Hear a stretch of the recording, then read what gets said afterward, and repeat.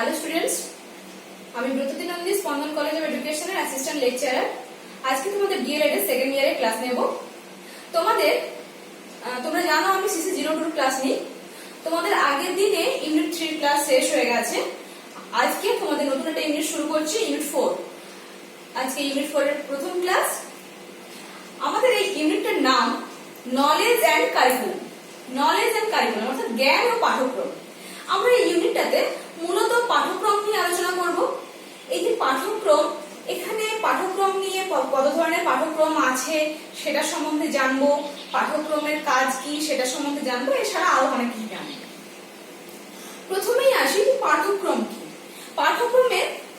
পাঠ্যক্রমটা কি না, আমরা জীবন আমাদের শিক্ষার লক্ষ্যে পৌঁছানোর জন্য বা জীবনে আমরা যে শিক্ষা গ্রহণ করছি সেই শিক্ষার লক্ষ্যে পৌঁছানোর জন্য আমাদের একটা নির্দিষ্ট ওয়ে দরকার, পথ দরকার।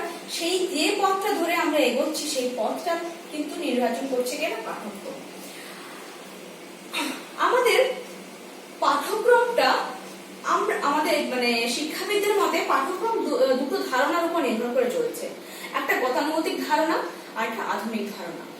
গতানুগতিক ধারণাতে আমাদের পাঠ্যক্রম কি না, সেই প্রথম থেকে যেভাবে চলে আসছে, একটা ক্লাসরুমের মধ্যে টিচার পড়াবেন এবং স্টুডেন্টরা শুনবে, সেইখানে কমিউনিকেশন হবে, সেইভাবে পড়াশোনা হবে, এই যে একটা পাঠ্যক্রম তৈরি হবে। সেখানে হয়তো তার ভেরিয়েশনে খুব বেশি একটা জায়গা নেই। এ ধরনের পাঠ্যক্রম হলো গতানুগতিক পাঠ্যক্রম। আর আজকে আর এক ধরনের পাঠ্যক্রম আছে যেটা হচ্ছে আধুনিক পাঠ্যক্রম। আধুনিক পাঠ্যক্রমের মধ্যে কি হচ্ছে, আমরা ওই গতানুগতিক পাঠ্যক্রমটাকে আর একটু মডিফাই করে আমাদের জীবনের উপযোগী করে নিয়ে যে পাঠ্যক্রমটা তৈরি করছে সেটাই কিন্তু আমাদের পাঠ্যক্রমের আধুনিক ধারণা। আমাদের যে শিক্ষা যেহেতু আমাদের সারা জীবন ব্যাপী, তাই আমাদের পাঠ্যক্রমটাও হবে এমন ভাবে যাতে আমাদের সারা জীবন ব্যাপী সেই শিক্ষার লক্ষ্যটাতে আমরা পৌঁছতে পারি। সেই উদ্দেশ্যে শিক্ষাবিদ ক্রো এন্ড ক্রো বলেছেন, curriculum includes all the learner's experience in or outside school that are included in a program which has been devised to help him in develop mentally, physically, emotionally, socially, spiritually and morally. অর্থাৎ কোন শিক্ষার্থীর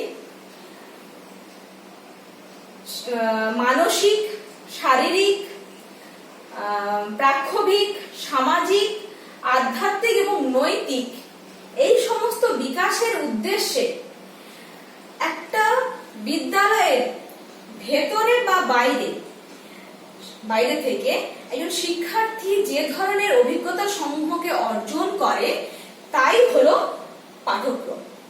তাহলে এই পাঠ্যক্রমের মাধ্যমে আমাদের কি হচ্ছে না, একজন শিক্ষার্থীর মানসিক, দৈহিক, প্রাক্ষবিক, সামাজিক, আধ্যাত্মিক এবং নৈতিক বিকাশ হচ্ছে।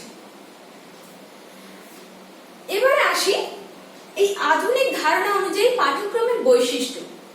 পাঠ্যক্রম কি ধরনের? এই আধুনিক ধারণা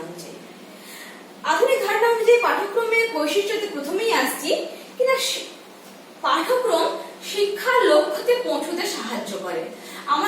আমাদের যে শিক্ষার যে লক্ষ্য, যেটা হতে চাইছে, বা প্রথম কথা শিক্ষার লক্ষ্য হলো কি না একজন শিক্ষার্থীর সার্বিক বিকাশ সাধন করা, এবং তার সঙ্গে সঙ্গে একজন শিক্ষার্থী তার নিজস্ব একটা লক্ষ্য থাকে কি না, বিকাশ সাধনের সঙ্গে সঙ্গে তার প্রফেশন বা তার জীবন জীবিকাকেও একটা সে ঠিক করে নেয় যে তোমরাও নিজেরাও ঠিক করে নিয়েছো, তোমরা এখানে এসছো কি না তোমরা শিক্ষক হওয়ার লক্ষ্যে এখানে এসছো। তোমাদের এই পাঠ্যক্রমের লক্ষ্যটা কি না তোমাদেরকে শিক্ষক তৈরি করা, সুশিক্ষক তৈরি করা। তেমনি যে শিক্ষার লক্ষ্যতে পৌঁছতে সাহায্য করবে কে না পাঠ্যক্রম। তোমাদের ডিএলএড কোর্সটা তোমাদেরকে কিসে সাহায্য করছে না, শিক্ষক হওয়ার লক্ষ্যে পৌঁছতে সাহায্য করছে। শিখন এবং শিক্ষণের মধ্যে সঠিক সম্পর্ক স্থাপন।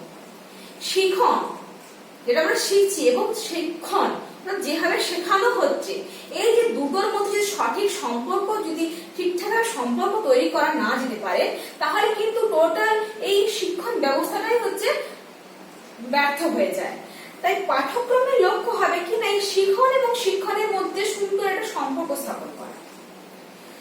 তারপরে আসছে দেখো গণতান্ত্রিক বৈশিষ্ট্যগুলোর উপরে গুরুত্ব প্রদান। স্বাধীনতা, সাম্য, সুবিচার, দলগত মনোভাব এই সমস্তের উপরে গুরুত্ব প্রদান। একজন শিক্ষার্থীকে তার স্বাধীনতা দিতে হবে, সাম্য, সুবিচার এবং তার দলগত মনোভাব যদি ঠিকঠাক ভাবে তৈরি না হয় তাহলে কিন্তু একজন শিক্ষার্থীর সঠিক বিকাশ সম্ভব নয়, কোন পুরোপুরি বিকাশটা তার পক্ষে সম্ভব নয়। এই বিকাশের জন্য কি হবে, তার এই সমস্ত গণতান্ত্রিক বৈশিষ্ট্যগুলির উপরে কিন্তু গুরুত্ব দিতে হবে। পাঠ্যক্রমের লক্ষ্য হলো সুনাগরিক হতে সাহায্য করা এবং চরিত্র গঠনে সহায়তা করে পাঠ্যক্রম। আমরা প্রথমেই বলেছি, দেখো আমাদের পাঠ্যক্রমে কি করছে না, মানসিক, দৈহিক, প্রাক্ষবিক, সোশ্যাল, সামাজিক, আধ্যাত্মিক সমস্ত ধরনের বিকাশ সাধন করছে। তাহলে তার সঙ্গে সঙ্গে চরিত্রেরও দৃঢ়তা তৈরি করছে বা চরিত্র গঠনও সাহায্য করছে না কে, না পাঠ্যক্রম। শিক্ষার্থীদের শিক্ষাগত, বৃত্তিগত ও মানসিক চাহিদা পূরণ। শিক্ষার্থীদের যে শিক্ষাগত চাহিদা, মানসিক চাহিদা, বৃত্তিগত চাহিদা সমস্তকে পূরণ করে কে, না পাঠ্যক্রম। কারণ দেখো আমাদের যে পাঠ্যক্রম আছে, আমাদের পাঠ্যক্রমে আমাদের চলে আসছে মাধ্যমিক অনুযায়ী, মাধ্যমিক পর্যন্ত আমাদের একটা নির্দিষ্ট পাঠ্যক্রম থাকে, সেটা সবাই মেনে চলে। তারপরে কিন্তু আমাদের পাঠ্যক্রমের ভাগ হয়ে যায়, কেউ সায়েন্স নিয়ে পড়ছে, কেউ আর্টস নিয়ে পড়ছে, কেউ কমার্স নিয়ে পড়ছে এবং তারা নিজেদের একটা লক্ষ্য স্থির করে কিন্তু সেই লক্ষ্যের দিকে এগিয়ে যায়। আমাদের আধুনিক পাঠ্যক্রম কিন্তু কি করছে না, সেই যে চাহিদাটা, সেই যে লক্ষ্যটাকে স্থির, আগে থেকে লক্ষ্য স্থির করে নিয়ে পাঠ্যক্রমটা তৈরি হচ্ছে যাতে করে একজন শিক্ষার্থী সঠিক লক্ষ্যে পৌঁছতে পারে। এবং এই যে লক্ষ্যে পৌঁছানো, এই যে পাঠ্যক্রমটাকে তৈরি করা, এই পাঠ্যক্রমটাকে তৈরি করতে হবে কিন্তু একজন শিক্ষার্থীর চাহিদার উপর নির্ভর করে। এরপরে আসছে কিনা শিক্ষার্থীদের বৌদ্ধিক বিকাশের সাথে সাথে, শিক্ষার্থীদের শুধুমাত্র বৌদ্ধিক বিকাশ ঘটাচ্ছে তা নয়, শিক্ষার্থীদের বৌদ্ধিক বিকাশের সঙ্গে সঙ্গে কি করছে, তাদের প্রাক্ষবিক, নৈতিক, সামাজিক এবং আধ্যাত্মিক বিকাশেও সাহায্য করছে। এবং পাঠ্যক্রম ব্যক্তিত্বের বিকাশ ঘটায়। একজন শিক্ষার্থীর সঠিক ব্যক্তিত্ব বা পার্সোনালিটি ফুটিয়ে তুলতে সাহায্য করে কে, পাঠ্যক্রম। পাঠ্যক্রম হলো পরস্পর সম্পর্কযুক্ত অভিজ্ঞতার ফল।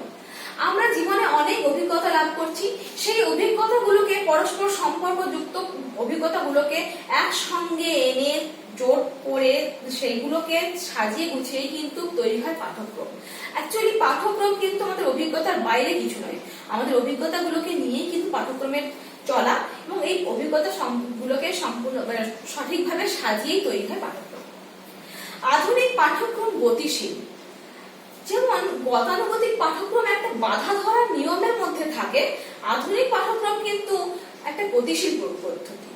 আমাদের জীবন যেরকম ভাবে আমাদেরকে নিয়ে যাচ্ছে, আমাদের সমাজ যেভাবে এগিয়ে যাচ্ছে, তেমনি সেই সমাজের এগিয়ে যাওয়ার সাথে সাথে জীবনযাত্রার মানের সঙ্গে সঙ্গে আমাদের পাঠ্যক্রমটাকেও কিন্তু পরিবর্তন করতে হবে।